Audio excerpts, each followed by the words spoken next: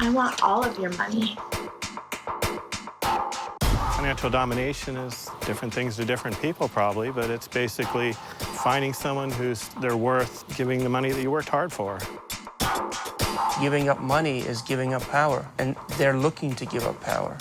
As the underworld of BDSM continues to emerge on the surface of the mainstream, there appears to be a kink for just about anything.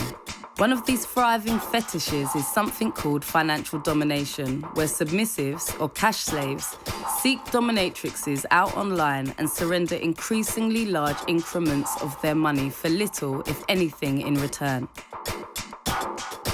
As with other forms of BDSM, the relinquishment of power itself triggers a sexual release. Only rather than whips and chains, it's money. Financial domination is a growing checkbox across fetish sites on the internet. There are thousands of chat rooms online devoted to cash slaves specifically. One of the main sites for financial domination is called findom.com. And you see adverts like this. This is a woman saying, empty out your wallets. I don't give a single shit about your life. All I want is your money. The money that you work so hard for, that I'll spend in less than a day. How do you feel about that now, huh? Of course you'll feel satisfaction and pleasure because you served your one and only purpose in life. But I'm not sure if it can be that simple, that you just say that to someone and then they give you their money. To figure out if this was as cut and dry as it seems, I tracked down a cash slave named Steve-O, who has given over his entire life to a financial dominatrix named Mixtrix. I met Mixtrix online on findoms.com. It's been 2 years now, almost exactly. Started out, really spending any type of money in like strip clubs, see them outside the club, even though I was married at the time. Then I moved to Idaho and bought a farm out in the middle of nowhere to try to, part of it was, semi-retire, but another part of it was try to, get out of that. And I figured I'd be out away from nowhere, but ended up finding it online. As a fellow sub on the site said, he said, you're living the dream. It's the dream every financial slave has, but few or almost none can ever actually do it. How much of your income do you give to Mixtrix? She can have access to anything. I pay the bills. I don't really buy anything for myself. So pretty much all goes to her, the house, the bills. Is your relationship sexual? I mean, not in the traditional sense. Like, what kind of job do you do? Is work a dream? Do you have, like, someone telling you what to do all day? Oh, no. No, I've always been in management, so it's the other way around. I tell people what to do all day. Are you submissive in other aspects of life? No, not at all. Really? I'm not a politics player at all at work. No? I'll state my mind. I'll tell my boss off if I have any issues. I'm not submissive at all in the outside world. Although I didn't understand why someone would submit themselves to this extreme form of pain, or even how financial domination had become a fetish of its own in the first place, the community is growing. I sought out one of the most exorbitant examples of this phenomenon, achieved by a dominatrix known as Matrice Madeline. Last year, while auctioning off a webcam session, an anonymous man from Australia sent her $42,000 online in one click. The man declined the cam session, and without a single further interaction, he disappeared. We are in San Francisco, standing outside kink.com, which is the most popular BDSM website in the world. We're about to go and meet Madeline, who is the queen bitch of financial domination. It's easy to put somebody in a submissive position and then fuck them. But to mind fuck somebody, you really have to get into their head and really understand where they're coming from and really understand what makes them tick.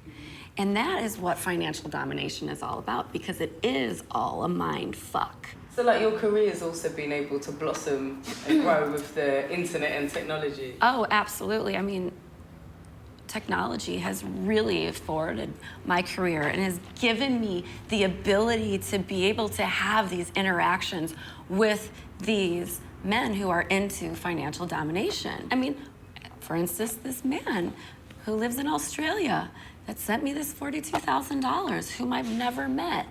How many of your counterparts, your work friends, or maybe not, were like, these bitches, these bitches? I mean, how much shade was you getting? People are saying, oh, you didn't do anything for this. It's so amazing. And it's like, I can see how people would think that, but I've worked for 10 years to, you know, establish that sort of persona, you know, and character that somebody was willing and able to, and got off on pressing that button and transferring that money, that $42,000. Madeline has mentored a group of dominatrixes in the art and psychology of financial domination. These women now have cash slaves all around the world, one of which is a slave they share from India who goes by the name Fifi Kinky. So you're gonna put $200 in each of our customs for you accounts right now. Okay, mommy, just give me 1 second. Good baby. Love hearing those little clicks of obedience.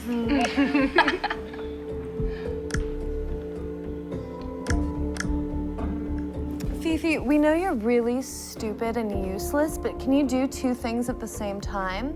Tell us how much money you estimate you spend a year on financial domination. Don't lie.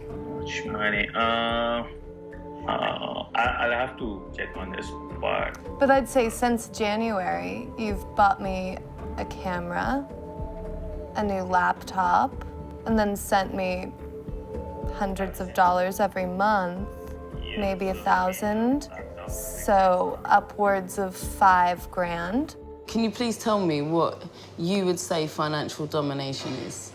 To me, it's power. It's like the ultimate exchange of power. Men fetishize their wallets in a way that is like incomparable. They compete with each other with money. They attract women with money. They spend all day working really hard. It's kind of what men are raised to do in their lives, is to work really hard and make money. And then we come along and we take all that money. I was on cam like 3 weeks ago, and somebody was sending me $42 every 30 seconds, and they did it for hours.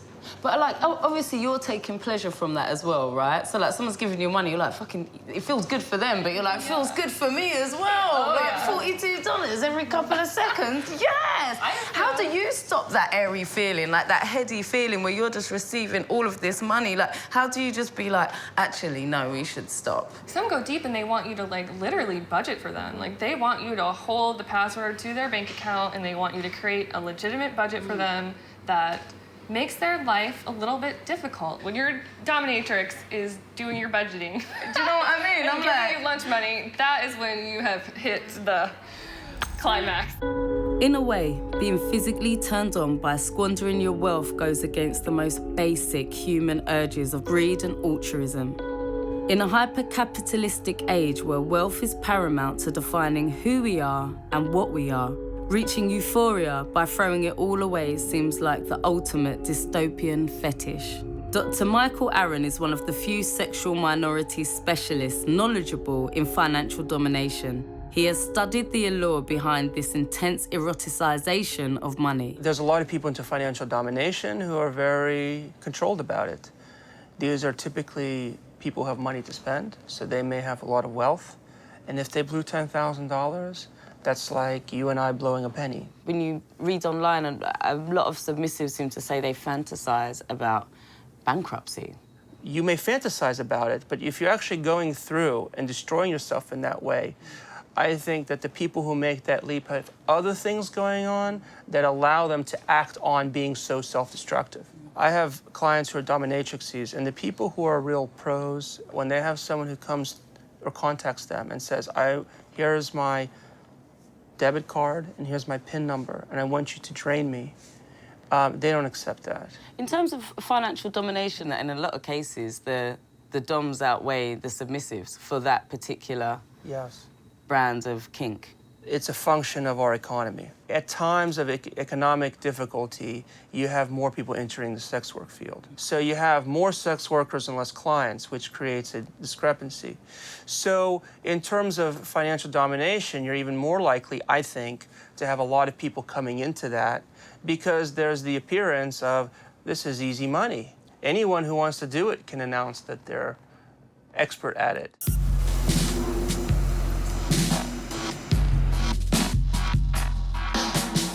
We are in Knoxville, Tennessee, standing outside the home of Mixtrix, who is a financial dominatrix. She also lives with Steve-O, who is her submissive, a man-slave, and an all-round house bitch. Hello, how's it going? Nice to meet you. Nice to meet you. Thank I'm you so much. Mixtrix. Thank you so much for having me. Hello. While Steve-O works at his communications job all day, Mixtrix is usually in session with her team of financial slaves from the computer in her kitchen. When we first met, I think he had a lot more disposable income for this. So I think I sucked that up pretty quick. You know what I mean? Take. Would you call him a friend? Yeah, sure. He at times, he's my bitch, is what he really is. Some people really enjoy having the attention from a master. Oh, that's too big. God, could you not put your hand on every single fucking piece? God, we'll put it down somewhere. It feels validating, where the master says, you're in my household now, you're part of my family, I take care of you. That's very validating for some people, right? In a financial situation, and why some people may be enamored with money entering the picture is because of what money may mean from an emotional standpoint for that person. So I'll kind of use him as an ATM. I'll say to him, hey, give me 50 bucks. I want 50 bucks to go do something. And he'll give it to me. Let's go. It's payday, bitch. Let's do it.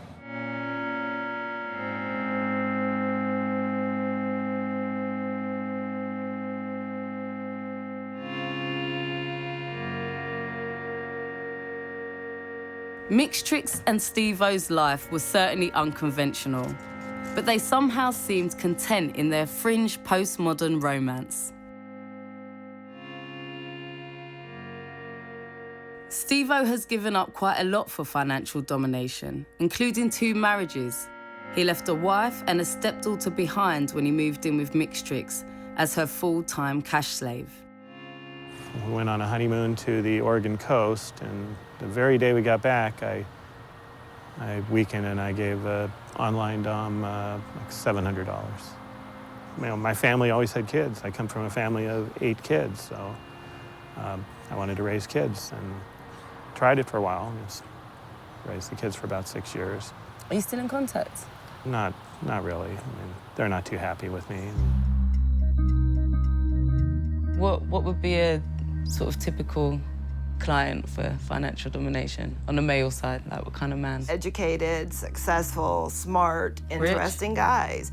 No, not all are rich. You know, well, you know what, though? They give what they can. That's the point. It's a sacrifice. If you make $1,000 a week, you know, it's not that much to give away $20. If you made $400 a week, $20 seems a huge amount.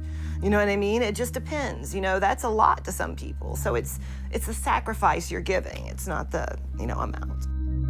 How much would you say you've spent on this? This over the years?